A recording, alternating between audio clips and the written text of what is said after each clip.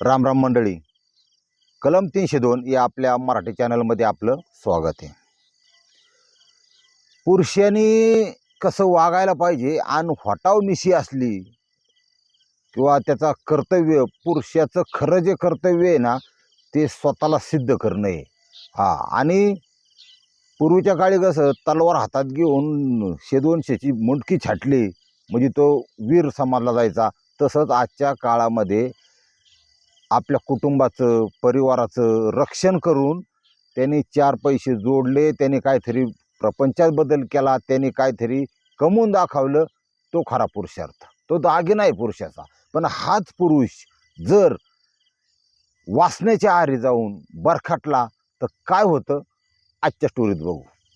आजची स्टोरी आमच्या गावापासून इतक्या जवळची आहे की गाडीत 50चं पेट्रोल टाकलं तरी त्या माणसाच्या आरोपीच्या घरी जाता येईल असा विषय.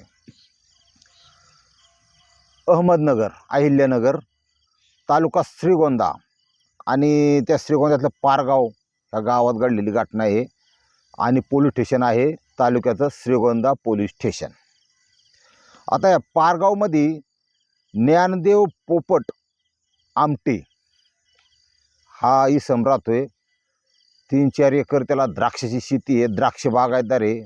आणि द्राक्षाच्या शेतीला जरी चांगलं दिवस नसलं तरी एखादा तरी झटका एखाद्या वर्षी इतका चांगला होऊन जातो की 10-20 लाख रुपयाचं, 15 लाख रुपयाचं उत्पन्न 100% मिळतं. कांद्यासारखंच, टमाट्यासारखं द्राक्षाचं पण आहे. आता हा द्राक्ष बागायतदार घरी सगळी व्यवस्थित शेती, जमीन, आमकं तमकं सगळं. त्याला श्रीमंती पोरगा दिसायला चांगला हे ज्ञानदेव. त्याला त्याच्या हिशोबाने बायकोसुद्धा चांगली भेटली. तिचं नाव रुपाली. आणि रुपाली नुसतं नाव नाही तर तिचं रूपवान होती ती. रूपवान होती आणि गुणवान पण होती. आणि थोडीशी तापट, रागीट डोक्याची, पण खरेनी. तिचं चुकलं नाही ना तर ते अन्याय सहन करून घेत नव्हती. चुकलेला चुकलं म्हणणार आणि स्वतः कोण चूक झाली तर ती मान्य बी करणार. पण पोरगी अत्यंत देखणी आणि घरातलं सगळं नीटनेटकं करणारी, नवऱ्याची सेवा, नवऱ्याचं खानपान सगळं व्यवस्थित लक्ष द्यायला. म्हणजे एक जशी एक मुलगी असायला पाहिजे सगळे गुण तिच्यामध्ये होते रुपालीमध्ये. आता एवढं सगळं चाललेलं, प्रपंच व्यवस्थित चाललेला सगळा. हा जो ज्ञानदेव आहे, आता ह्याचं उघड ती ज्ञानदेव लय काय काय नावात सुद्धा लय हे असतं की नावं शोभत नाहीत. ज्या माणसाने 16व्या वर्षी ज्ञानेश्वरी लिहिली त्या माऊलीचं नाव ज्ञानदेव आहे. पण हा ज्ञानदेव ना, हा ज्ञान्या म्हणू आपण याला. आता हा ज्ञान ज्ञाने कारण त्याची कर्म तशी आहेत.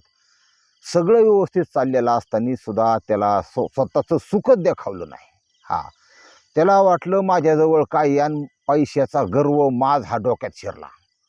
4 पैसे असले म्हणजे बरेच जण आपापला जो पैशाचा माझे तो वेगवेगळ्या प्रकारे दाखवतात, वेगवेगळ्या प्रकारे उतरवतात. तो कसा तर काही इलेक्शनला उभे राहतात बघा, 4 असतातच. अंडा करी रोट्या 2-2 हजाराने वाटू, हजाराने वाटू, तू 100% तुझं काम होणार. आणि तीच लोक मतदान करत नाहीत. लय त्या जणांना अनुभव आहे. गोड बोलून वाजत गाजत कोरड्यागिरी पैसे त्याचा 11 पारसाच्या आणि तिथून दाखा देऊन टाकतात. असा समाज आहे. कुणाच्या बोलतापांना बळी पडू नका. आणि 5 आणि 10 लाख रुपये इलेक्शनला खर्च करून ग्रामपंचायतच्या मिळतो काय, 1 कप चहा. कशाला मोका डोक्याला ताण करता. आणि मरुस्तवर माजी ग्रामसेवक सदस्य, ग्रामपंचायत सदस्य, सोसायटी सदस्य ह्या मोठ्यापणापायी लोकांचं फाळकी उडाली पार तुम्हाला सांगतो. पुरीचं लग्न याच्याने पैसे घेऊन करावं लागलं बऱ्याच जणांना. हे करू नका तुम्ही, काही ना उपयोग नाही त्याच्यामध्ये. आपल्याजवळ आहे ना राजा तस दुनियेत आहे, आणि आपल्याकडं नाही ना कुठंच नाही, अशी परिस्थिती. हा जो ज्ञानदेव आहे हे सगळं व्यवस्थित चाललेलं असताना म्हणला एखादी बाई ठेवली पाहिजे. त्याच्या मनात विचार बघा. आता पोटाची भूक, स्वतःची भूक समजू शकतो आपण, पण घरी ठेवलेलं चांगलं ना. ते बाहेर असं हुंडर म्हणजे असं डुकार कसं उकांड फोकायचं तसं जर नाही, कारण ती इतकी सोपी गोष्ट नाही. आणि त्याच्या पायी लय मेली तुम्हाला सांगतो. त्यांचं नाव सुद्धा राहिलं नाही अशी परिस्थिती झाली. ह्या बायाच्या कचलू टाकली खलास करू कशी बी मारली, पण लय मेली. आता ह्यो म्हणला तर गावात, आणि प्रत्येक गावात ही 4-2 बाया खराब असतातच. हे तुमच्या माझ्यात सांगतो. ते दाखवायला जातात, खुरपायला जाती, दुनिया जाती, पण कोण नांदत नसतं, कोण काय. ही आपल्या शरीराची भूक भागवण्यासाठी कुठंतरी आकडा टाकतात, आकड्याच्या शोधात असतात. आणि शनी आकडा आपला ह्याचा बी विचारत होता. त्याला चालून एक संधी आली. नवरा होता तिला पण थंड होता. थंड म्हणजे कळतं ना तुम्हाला, हा म्हणजे काय कामाचा नाही असा.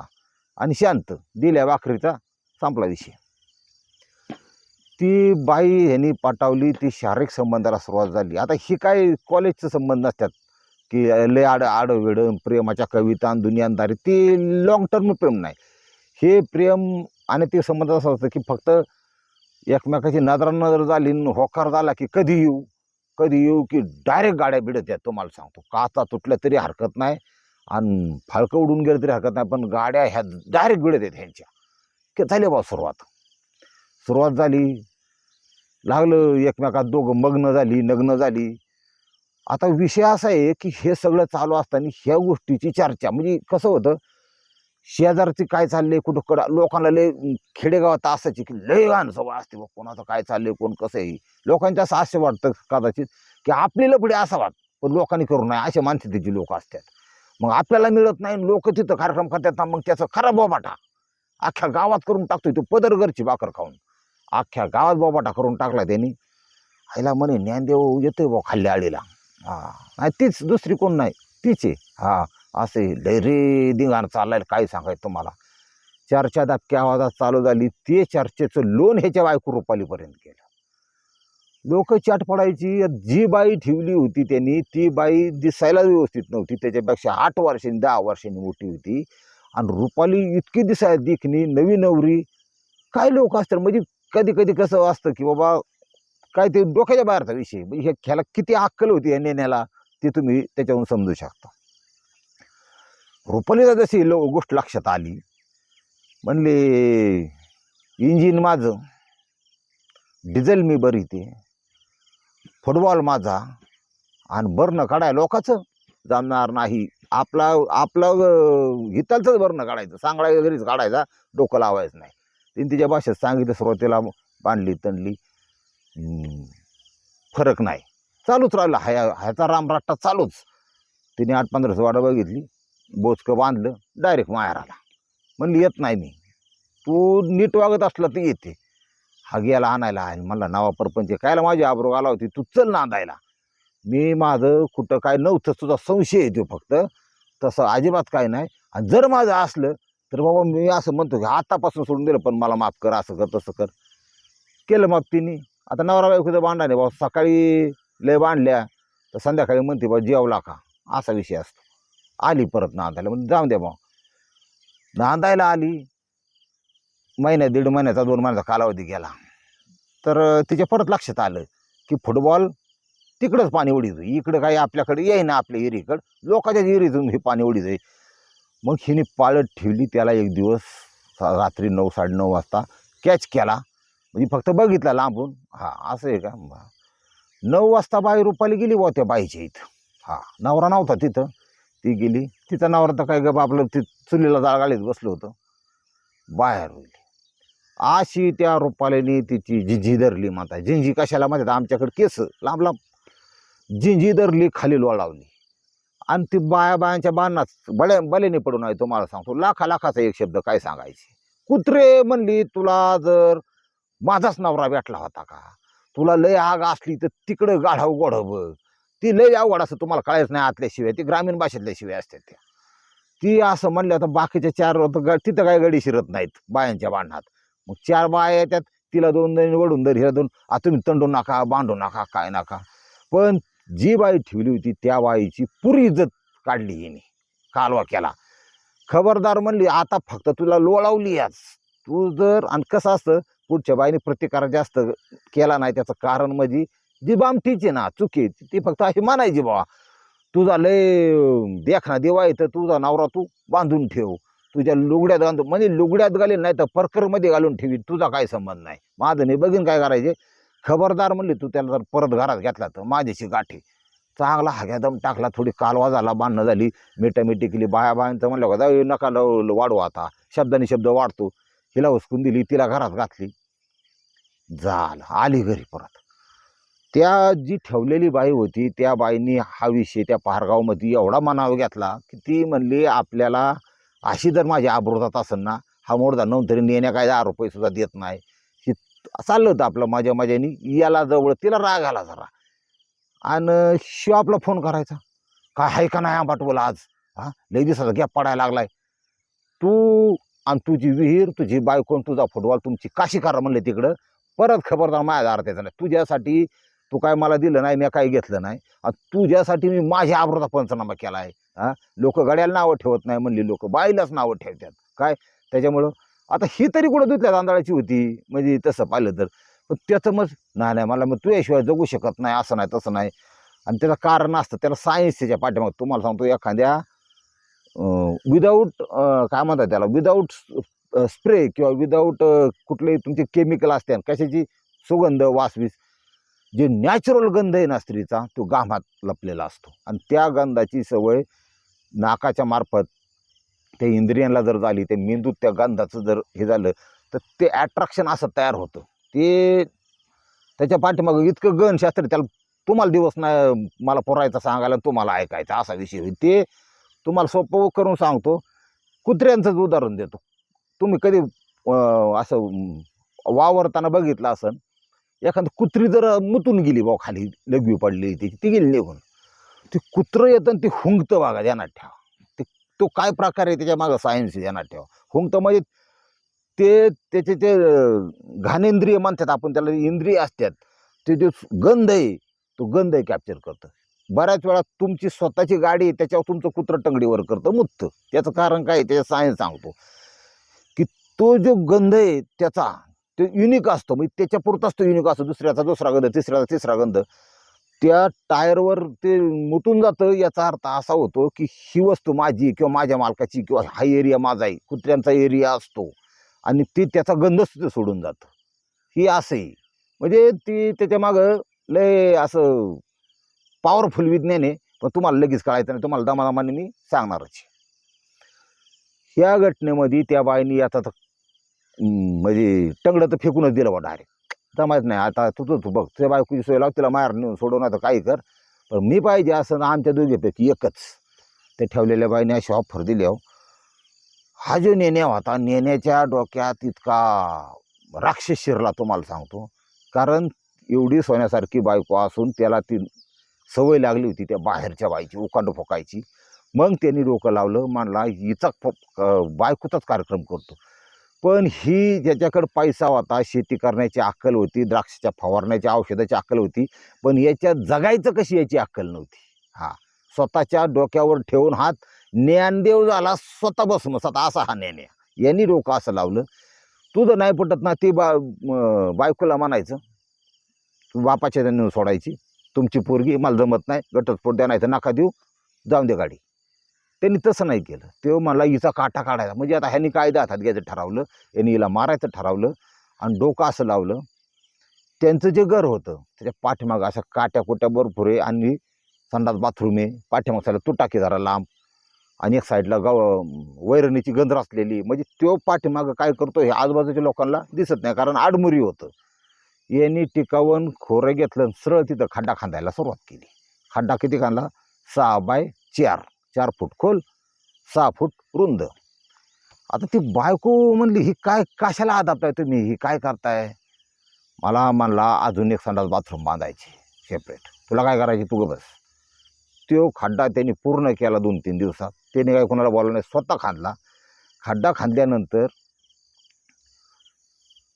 गुरुवारी संध्याकाळी त्यांनी त्या बायकोला रात्री 11-12च्या आसपास, मध्यरात्री सगळी सामसूम झाल्यावर त्या स्वतःच्या बायकोला रुपालीला गळा दाबून खलास केली.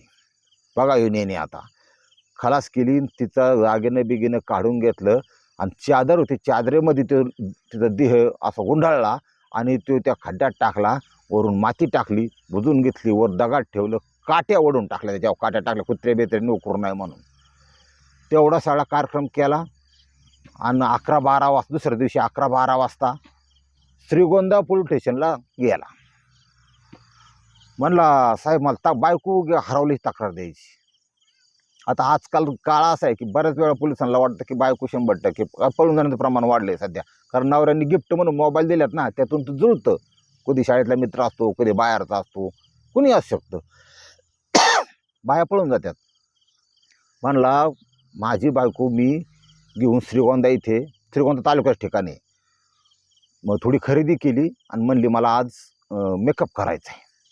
मग ती ब्युटी पार्लर होतं, त्या ब्युटी पार्लरच्या आत ती गेली आणि मी बाहेरचा भाऊ होतो. आणि इथं हॉटेलमध्ये गेलो. म्हणलं कुठलं हॉटेल? विसावा हॉटेल आहे म्हणले तिथं. बरं ठीक आहे. पोलीस स्टेशनच्या पुढेच येते. तिथं मी म्हणला मिसळ खाऊन आलो, तर बायकोच गायब म्हणला. ब्युटी पार्लर पोलिसांनी रितसर त्याची तक्रार लिहून घेतली. आता पोलिसांचं कसं आहे, ते श्रीगोंदा पोलीस स्टेशनचं ह्या गोष्टीमध्ये जेवढं कौतुक करावं तेवढं कमी आहे. फार इतकं तत्परतेने त्यांनी व्यवस्थित तपास केला.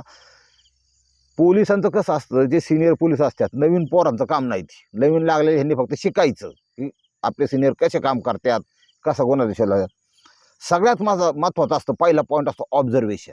त्या पोलिसांनी इतकं ऑब्झर्वेशन परफेक्ट केलं की हा असा काय सांगतोय, जसं काय एखाद्या पिक्चरची स्टोरी सांगतो, हा असा काय सांगतो की आठवून आठवून सांगितल्यासारखं, ज्याला आपण प्रेझेंटेशन म्हणतो किंवा बोलणं. ह्याच्यात तफावत पहिल्या स्टार्टला ते सिनियर पोलीस होते तिथे त्यांना आणले, पण ते त्या पोलीस पहिल्यांदा जे जाणवतं ते कधी बोलून दाखवत नाही. ते फक्त काय करतात, आज रेकॉर्डिंग करून ठेवतात स्वतःच्या माइंडमध्ये काय बोलते का बोलत. ठीक आहे, बरं कुठल्या ब्युटी पार्लरमध्ये सांगतं, ते सांगितलं आमकं तमकं ब्युटी पार्लर. बरोबर ठीक आहे, उद्यापर्यंत आम्ही तपास लावतो, तुम्ही उद्याच्याला फोन करा. ठीक आहे. हा गेला निघून. म्हणजे ह्यानीच पुरली आणि हा गेला घर निघून गेला की पोलिसांनी गाडीला किक मारली. ते जे ब्युटी पार्लर आहे, ते ब्युटी पार्लर तिथे बँक ऑफ महाराष्ट्राची शाखा, ती आजूबाजूचा एरिया चेक केला. मेडिकल होतं, मेडिकलच्या पुढं 2-3 CCTV होते तिथे. हा उभा राहिलेला आणि त्या हॉटेलमध्ये आलेला आणि कुठं हा आलाच नव्हता हॉटेलमध्ये. आणि ती बाई कुठे गेलेली दिसत नव्हती. त्या ब्युटी पार्लरवाल्याला त्या मॅडमला विचारलं, म्हणले असं कुणी आलेलं नाही. ते फोटो दाखवला, म्हणले कुणी आलेलं नाही असं आमचं. आणि कालचाच विषय म्हणलं, कालचं म्हणजे महिन्यापूर्वीच आठवत नाही, पण कालचं सगळं आठवतंय. म्हणलं कुणी आलं नाही म्हणली. स्पष्ट झालं पोलिसांना की हा खोटं बोलतोय. यांनी तत्परतेने गाडी काढायला लावली. साहेबांनी म्हणले शिव ह्याची पालखी उचला आधी. शिव खोटी तक्रार देऊन गेला, काहीतरी पाणी इथंच मिळतंय, बायको कुठं गायब केली काय गेली. तोपर्यंत रोहित मर्गे हा त्या रुपालीचा सक्का भाऊ तिथं हजर झाला. बहीण कुठे म्हणल्यावर काय केलं, कुठे केलं आणि घरात काय चाललंय ह्यांचं लाथाळे बिताळं. ही त्या रोहितनी म्हणल्या बहिणीचं फोन यायचं, ह्याचं बाहेर एका बाईशी लपड होतं, असं होतं. हा धमकी द्यायचा, हा बसायचा.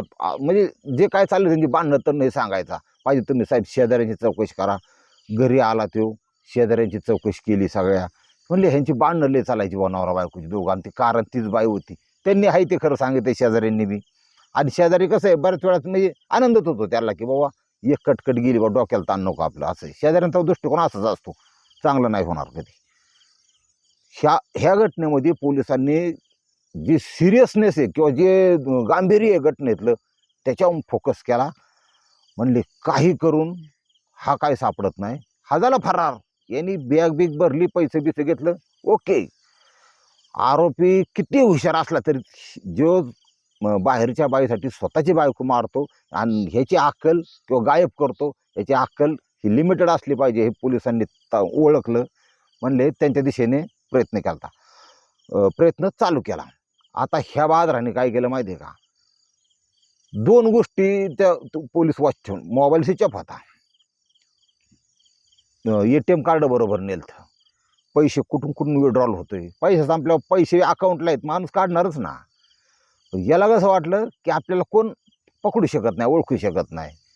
ह्याला तब्बल 9 दिवसानंतर ट्रॅप लावून श्रीगोंदा पोलीस स्टेशननी डायरेक्ट गुजरातमध्ये अटक केलं. 1200 किलोमीटर दूर. म्हणजे अवलाद अतिशयाने निघाली हे नेण्या. तिथून जी पालखी उचलली म्हणतात त्याची, मग डायरेक्ट इथं. मग द्राक्ष कशी असतात, फवारणी कशी असती, कुठला माल 1 नंबर, कुठला ग्रेडिंग करायचा, कुठला रोडवर विकायचा आणि कुठल्याचं बेदानं तयार करायचं. पोलिसांनी ओके कार्यक्रम रिपोर्ट केला त्याचा. आणि मग त्याने बोलता झाला, देव लगेच बोलता झाला, म्हणला असं असं होतं, न्याय असं केलं. आता ह्या घटनेमध्ये ह्यांनी जर मारले म्हणल्यावर डेड बॉडी मिळणं आणि 10-11 दिवसानंतर तुम्हाला माझी डेड बॉडीची अवस्था काय होते, तशाही परिस्थितीत श्रीगोंदा पोलीस स्टेशनच्या कर्मचाऱ्यांनी बाहेर काढले बॉडी, पंचनामा केला व्यवस्थित. आणि त्याच्यानंतर ही अवलाद आता केस इतकी परफेक्ट झाली की 20 वर्षाशिवाय येऊ शकत नाही. 20 वर्ष हा ती बागायतं राहिलं, जिरायतं राहिलं, सगळंच राहिलं. ही एअर गेली आणि बाहेरची गेली आणि सगळीच गेली. फुटबॉल अख्खा ताब्यात आता गुन्हेगारांच्या, कुठल्या तुरुंगाच्या आतल्या. हा आणि ते कसं काय सांगळा काढला त्यात लोक गुन्हेगार तुझ्यावच म्हणावा, ही गेल्यावर कळण. आता मला कायला बोलायला लावता. हा फक्त तुम्ही आहे ना काही करा पण तुरुंगात जाताला असं काय करू नका. ही तुम्हाला लय आता लोक सांगत नाही, काय सांगू तुम्हाला. लोक तुरुंगात गेले जास्त दिवस जगत सुद्धा नाही, हे तुम्हाला सांगतो. अशा इतकी भयानक प्रकारची कडकी त्या शरीराला पडते. माणूस एक तर लय आता मजबूत राहिलेला नाही, कुमकोत झालेला आहे. त्यात बी इंजेक्शन टोचल्यात.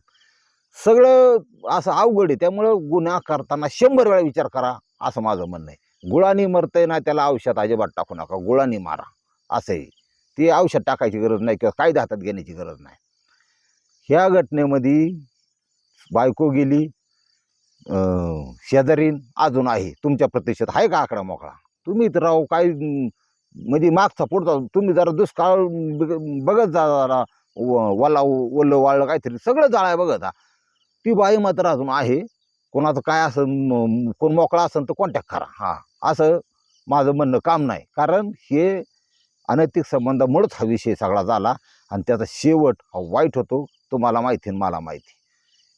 घटनेतून बोध पुरुषांनी एवढा घ्यावा की आपली बायको आहे ना ही लक्ष्मी. आणि सगळ्यात महत्त्वाचं, नवरात्र झाल्यात, 9 दिवस बायको लक्ष्मीचा. आता डोकं लावायचं नाही आणि रातची लाईट काय चालू करायची नाही. त्याचा फायदा, त्याचं पुण्य तुम्हाला 100% मिळण्याशिवाय राहणार नाही. त्याचं कारण असं आहे, शास्त्रानुसार बाईने जर नवरात्रामध्ये उपास धरलेला असन आणि ती जर त्या भक्तीत लीन असन, हे असन, तिच्या शरीरामध्ये देवीचा अंश 100% असतं, ध्यानात ठेवा. हा एवढं सोपं नाही ती. आणि त्या देवीची विटंबना ह्या 9 दिवसात तुमच्याकडून होता कामा नये. काय मस्त आयुष्यभर तुमच्या दावणीला बांधलेली आहे. पण जितकं फराळाचं बिराळाचं आपापल्या बायकोची काळजी घ्या, त्याला काय त्या ह्याच्यात. आणि 9 दिवसांनी तुम्ही आहेच की मग, असा विषय. एवढं जरी केलं ना, त्याचं तुम्हाला पुण्यफळ मिळल्याशिवाय राहणार नाही, ही तुम्हाला गॅरंटेड सांगतो. हा देवाची काठी आहे, आवाज करीत नाही, एवढं ध्यानात ठेवा. रामकृष्ण हरी.